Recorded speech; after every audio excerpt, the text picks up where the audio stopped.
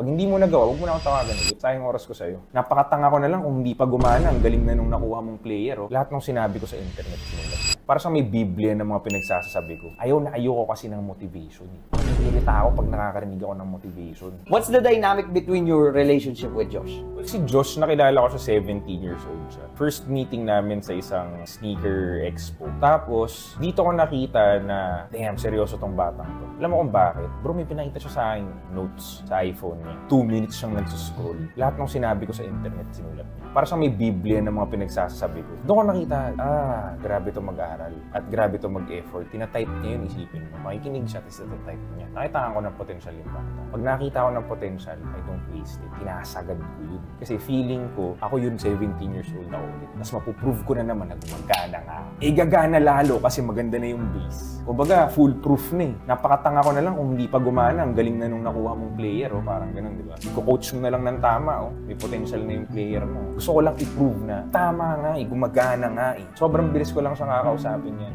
Usap pero talagang malala. Numbers, data, instructions, specific mong gagawin. Ayoko kasi ng motivation.